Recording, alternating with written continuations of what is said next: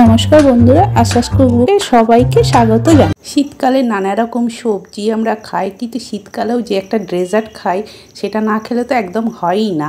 এই যে শীতকালে লাল গাজর, এই লাল গাজর দিয়ে একবার হালুয়া তো অবশ্যই আমরা সবাই বাড়িতে বানিয়ে থাকি। আর এটা শীতকাল আসলেই আমরা অপেক্ষা করে থাকি কখন আমরা গাজরের এই হালুয়া বানাবো। তাই এখন শীতকাল পড়ে গেছে, বাজারে প্রচুর লাল গাজর। সেই লাল গাজর দিয়ে আমি আজকে হালুয়া বানিয়েছি। সেই গাজরের হালুয়াটা কি করে বানিয়েছি খুব সহজভাবে আর ভীষণ টেস্টি, সেটাই আজ আমি আপনাদের সাথে শেয়ার করব। আপনারা পুরো ভিডিওটাই দেখুন, আশা করি খুব ভালো লাগবে। আর খুব সহজভাবেই দেখিয়েছি যাতে সবাই খুব সহজভাবে বাড়িতে গাজরের হালুয়া বানিয়ে নিতে পারেন। তাহলে এই অত্যন্ত সুস্বাদু এই গাজরের হালুয়া আমি কি করে বানিয়েছি এবার আপনাদের দেখাই। আপনারা পুরো ভিডিওটা জুড়ে আমার সাথে থাকুন, আশা করি খুব ভালো লাগবে। এখানে আমি কিছুটা লাল গাজর নিয়েছি। এই যে এরকম বাজারে কিন্তু এখন এইরকম লাল গাজর প্রচুর পাওয়া যাচ্ছে। সেটাই 2 কিলো এনেছিল, তার থেকে আমি কিছুটা নিয়েছি, মানে ওজনটা আমি বলতে পারলাম না। এইবার একটা পিলার নিয়েছি, পিলারের সাহায্যে আমি গাজরের খোসাগুলো প্রথমে তুলে নিচ্ছি। আর একরকম গাজর পাওয়া যায় একটু হলুদ হলুদ, একটু অরেঞ্জ কালারের মতো, ওই গাজরটা কিন্তু নিয়ে তোমরা হালুয়া বানাবে না, কেন ওই গাজরের টেস্ট কিন্তু অতটা ভালো হয় না। এই লাল গাজরটাই নেবে। এই লাল গাজরের হালুয়া যেমন দেখতে সুন্দর লাগে, খেতেও হয় দুর্দান্ত। তাই লাল গাজরটা নিয়েই হালুয়া বানাবে। দেখো আমার সমস্ত গাজরের আমি খোসাগুলো তুলে নিয়েছি।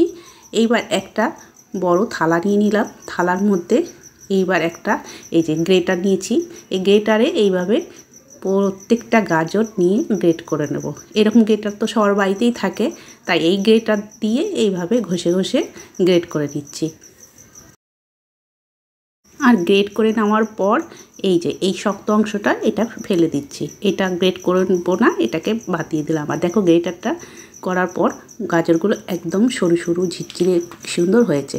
দেখো এইভাবে গ্রেটার দিয়ে আমি সমস্ত গাজরটাই গ্রেট করে নিয়েছি। আর দেখো অনেকটাই হয়েছে। এখানে তোমরা তোমাদের হিসেব মতো এর থেকে আরও বেশি গাজর নিয়ে হালুয়া বানাতে পারো। এইবার দেখো গাজরটা এইবার আমি সরাসরি রান্না করতে চলে যাব। তার জন্য গ্যাস ধরিয়ে একটা গ্যাসের ওপর কড়াই বসিয়ে দিয়েছি। এবার কড়াইয়ে সর্বপ্রথমে আমি দিয়ে দিচ্ছি 2 চামচ ঘি। ঘিয়ে আমি গাজরটা ভেজে নেব, তার জন্য ঘি দিলাম। ঘি দেওয়ার পর এবার ওর মধ্যে একটা এলাচ ফাটিয়ে দিয়ে দিচ্ছি। দেওয়ার পর এবার গ্রেট করে রাখা গাজরগুলো দিয়ে দিলাম। যে কোনো ডেজার্ট বানাতে গেলে কিন্তু এলাচ দিলে খুব সুন্দর একটা সেন্ট হয়, তার সাথে টেস্টও কিন্তু দারুণ হয়। দেওয়ার পর এবার হিটটা মিডিয়ামে রেখে আমি নাড়াচাড়া করে ঘিয়ের মধ্যে গাজরটা ভালো করে ভেজে নিচ্ছি। এইভাবে যদি হালুয়া বানানো যায় তাহলে দারুণ একটা টেস্ট হয়। আর ভালো করে না ভাজলে কিন্তু পরে একটা গাজরের কাঁচা কাঁচা গন্ধ লাগে। তার জন্যে ঘিয়ে ভালো করে সবার প্রথমে গাজরগুলো ভেজে নিতে হবে। দেখো আমি নাড়াচাড়া করতে করতে ভালো করে ভেজে নিচ্ছি। আর ভাজতে ভাজতে এই গাজরটা কিন্তু অনেকটাই সেদ্ধ হয়ে গেছে। তবে যেসব বন্ধুরা আমার এই ভিডিও দেখছো, যদি ভালো লেগে থাকে তাহলে চ্যানেলটিকে সাবস্ক্রাইব করার অনুরোধ রইল।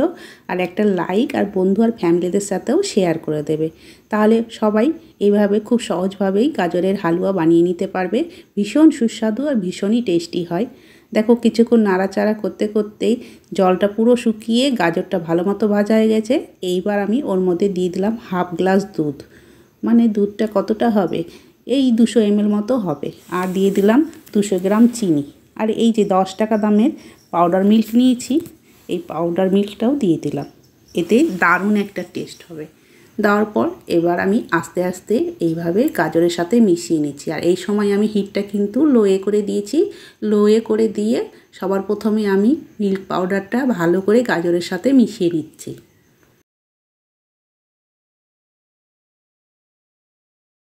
মিল্ক পাউডারটা ভালো করে আমি গাজরের সাথে মিশিয়ে নিয়েছি। এবার গ্যাসের হিটটা আর একটু বাড়িয়ে দিলাম, লো থেকে আর একটু বাড়িয়ে দিয়েছি। দিয়ে এইভাবে নাড়াচাড়া করে ভালো করে গাজরটাকে আর একটু রান্না করে নিচ্ছি। এইভাবে রান্না করতে করতে যখন পুরো শুকনো ভাব চলে আসবে তখন বুঝে যাব যে হয়ে গেছে।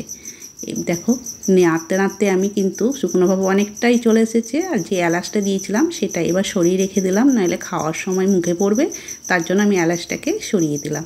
দিয়ে আবার একটু নাড়াচাড়া করে নিচ্ছি, মানে আর একটু শুকনো ভাব নিয়ে আসবো। তার জন্য আরও কিছুক্ষণ নাড়াচাড়া করে ভালো করে গাজরটাকে রান্না করে নিচ্ছি।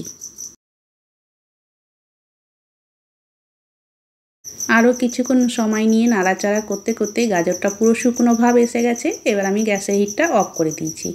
অফ করে দেওয়ার পর কিছুটা কাজু বাদাম আগে থেকেই কুচি করে রেখেছিলাম, সেই কাজু বাদামের কুচিগুলো এইভাবে গাজরের ওপরে ছড়িয়ে দিলাম। ছড়িয়ে দিয়ে গাজরের সাথে ভালো করে কাজু বাদামটা নাড়াচাড়া করে মিশিয়ে নিচ্ছি। এতে কাজু বাদাম দিলে টেস্টটা আরও দারুণ লাগে।